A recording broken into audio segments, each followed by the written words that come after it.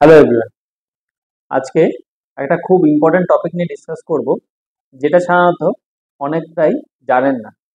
যাদের সামনে বিয়ে হতে চলেছে, মানে কাপলরা, বিয়ের আগে কি কি ব্লাড টেস্ট দুজন সঙ্গীকে করা উচিত, মানে কি মেল পার্টনার আর ফিমেল পার্টনারদের বিফোর ম্যারেজ কি কি ব্লাড টেস্ট করে নেওয়া উচিত।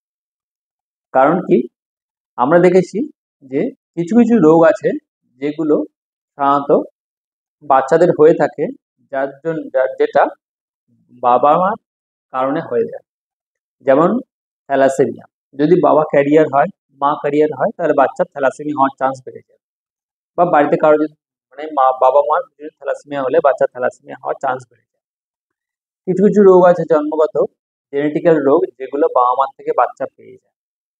আবার কিছু কিছু ইনফেকশন আছে যেগুলো হলে পার্টনারের কোনো একটা পার্টনারের হলে আর একটা পার্টনার হওয়ার চান্স বেড়ে যায়, আর তার বাচ্চার ফিউচারে সেই ইনফেকশনটা হতে পারে, যেমন এইচআইভি, যেমন কি হেপাটাইটিস বি। তো এই জন্যে কিছু কিছু ব্লাড টেস্ট বা কিছু কিছু টেস্ট আপনারা যখনই বিয়ে হবে, মানে বিফোর ম্যারেজ, আপনারা এই সমস্ত টেস্টগুলো করবেন। কাপলদের খুবই ইম্পর্টেন্ট করা, না হলে ফিউচারে যে আসতে চলেছে বিয়ের পরে, তাদের প্রবলেম হতে পারে। আর সেই প্রবলেম নিয়ে আমাদের দেশে মর্বিডিটি খুব বেড়ে গেছে। এই জন্য আমরা বলি যে আপনারা কিছু কিছু ব্লাড টেস্ট যখনই বিয়ে হওয়ার আগে টেস্টগুলো করাবেন। একবার ডক্টরকে দিয়ে কাপলরা ডক্টর কাছে যাবেন, চেক আপ করাবেন, কারণ খুব ইম্পর্টেন্ট এগুলো এখনকার দিনের সিনারিওতে। তো চলুন আজকে ডিসকাস করা যাক কি কি ব্লাড টেস্ট করাবেন। স্যার, ফার্স্ট যে ব্লাড টেস্টটি করাবেন সেটি হচ্ছে এইচপিএলসি। এই এইচপিএলসি টেস্টটি দিয়ে আমরা কি জানবো? এইচপিএলসি টেস্টটি করলে আমরা জানতে পারি যে বাবা মার থ্যালাসেমিয়া রোগটি আছে কিনা, বা তারা থ্যালাসেমিয়ার ক্যারিয়ার কিনা। যদি থ্যালাসেমিয়ার ক্যারিয়ার হয়ে থাকে, তাহলে 25% চান্স, যদি কোনো একজনের থ্যালাসেমিয়া হয়ে থাকে, তাহলে 25% চান্স তার বাচ্চাদেরও থ্যালাসেমিয়া হওয়ার। যদি দুজনই ক্যারিয়ার হয়, তাহলে 50% চান্স তার বাচ্চার 50% বাচ্চার থ্যালাসেমিয়া হওয়ার। আর যদি কেউ ডমিনেন্ট হয়ে থাকে, মানে কেউ থ্যালাসেমিয়া রোগী হয়ে থাকে, তাহলে 75% চান্স তাদের বাচ্চার থ্যালাসেমিয়া হওয়ার। তো এই জন্য আমরা সবসময় বলি যে আপনারা ম্যারেজের আগে মিনিমাম থ্যালাসেমিয়া টেস্টটি করাবেনই করাবেন। কারণ থ্যালাসেমিয়া এমন একটা রোগ যার ট্রিটমেন্টের খুবই কষ্টসাধ্য, যার জন্য বাচ্চাদের বারবার ব্লাড দিতে হয়, যার ট্রিটমেন্ট হচ্ছে stem cell transplantation, definite treatment, যেগুলো করা খুবই কষ্টকর।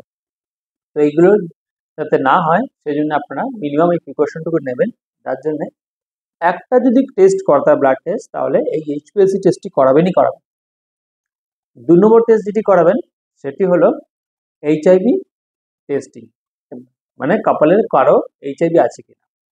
কারণ যদি একজন কাপড়ের হয়ে থাকে, যদি ছেলেটির হয়ে থাকে, তাহলে মেয়েটির এইচআইভি ট্রান্সমিশন হবে, সেক্সুয়াল ট্রান্সমিটেড ডিজিজ এটা। 2 নম্বর হচ্ছে বাচ্চাদেরও হতে পারে, এই জন্য এইচআইভি টেস্টটি মাস্ট।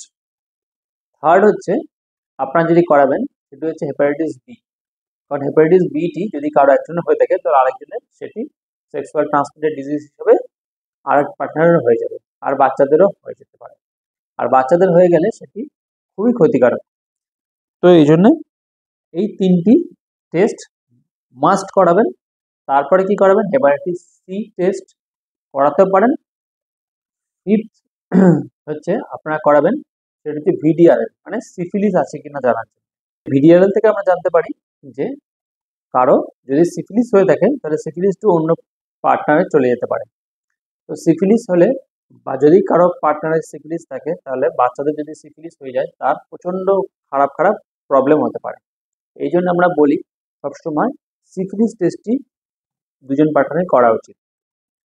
এছাড়াও কিছু কিছু অপশনাল টেস্ট করা উচিত, যেগুলো সাধারণত আমি যেহেতু বললাম যে আপনারা বিফোর আপনার ম্যারেজ একবার ডক্টরকে দিয়ে টেস্ট করাবেন, ডক্টর কাছে যাবেন। ডক্টররা যদি মানে আপনাদের কাছ থেকে হিস্ট্রি নিয়ে যদি জানতে পারে যে কিছু কিছু কোনো রকম প্রবলেম আছে দুজনের মধ্যে, তাহলে কিছু কিছু স্পেশাল টেস্ট করতে দেয়।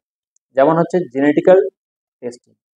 জেনেটিক্যাল টেস্টিং দিয়ে জানতে পারি যে যদি বাবা মার থেকে কিছু রোগ বাচ্চাদের যেতে পারে কিনা জন্মগত, যার জন্য অনেক রকম প্রবলেম হতে পারে। তো জেনেটিক্যাল টেস্টিং অপশনাল। সেকেন্ড করা যেতে পারে সেটি হচ্ছে ব্লাড গ্রুপ। ব্লাড গ্রুপটি জেনে রাখা ভালো, কারণ বাচ্চাদের যদি মায়ের ব্লাড গ্রুপও পজিটিভ হয় বা বাবার যদি ব্লাড গ্রুপ বি পজিটিভ হয়, তাহলে বাচ্চার অনেক সময় বি পজিটিভও ব্লাড গ্রুপ হতে পারে, তাহলে জন্ডিস হওয়ার চান্স অনেক বেড়ে যায়। এই জন্যে দুজনের ব্লাড গ্রুপটি জেনে রাখা খুবই ভালো। এছাড়া কি, এছাড়া কিছু কিছু অপশনাল টেস্ট, যেমন কি দুজনই পার্টনার ফার্টাইল কিনা, কারণ এখন ইনফার্টিলিটি খুবই একটা বড় প্রবলেম হয়ে যাচ্ছে কাপলসদের জন্য।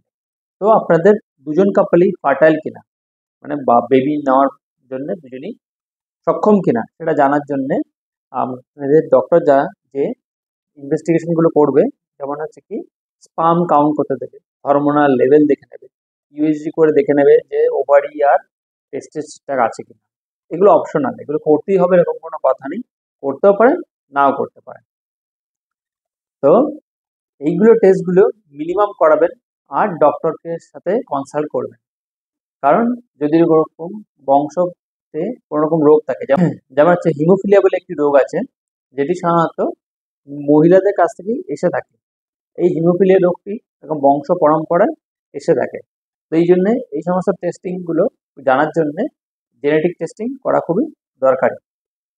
তো এই সমস্ত টেস্টগুলো আপনারা মিনিমাম ডক্টর কাছে যাবেন, ডক্টরের সাথে পরামর্শ নিয়ে টেস্টগুলো করাবেন।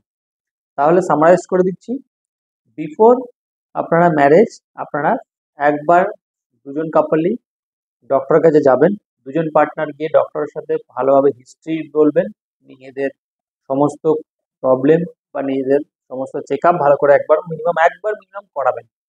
2 নম্বর হচ্ছে কি কি ইনভেস্টিগেশন মাস্ট করতেই হবে। মাস্ট ইনভেস্টিগেশন হলো এইচপিএলসি থ্যালাসেমিয়া আছে কিনা জানার জন্য, 2 নম্বর হচ্ছে ভিডিআরএল, 3 নম্বর হচ্ছে আপনার এইচআইভি টেস্টিং, 4 নম্বর হচ্ছে হেপাটাইটিস বি টেস্টিং। এই 4টি মাস্ট। অপশনাল কি কি, স্পাম কাউন্ট দেখা, hormonal assessment, genetical testing, USG করা, আর তার সাথে ব্লাড গ্রুপটি দেখা। এই সমস্ত টেস্টগুলো আপনারা অপশনাল করতে পারেন, না করতে পারেন। তো এইগুলোই আজকের জন্য, দেখা হবে নেক্সট এপিসোডে। Thank you.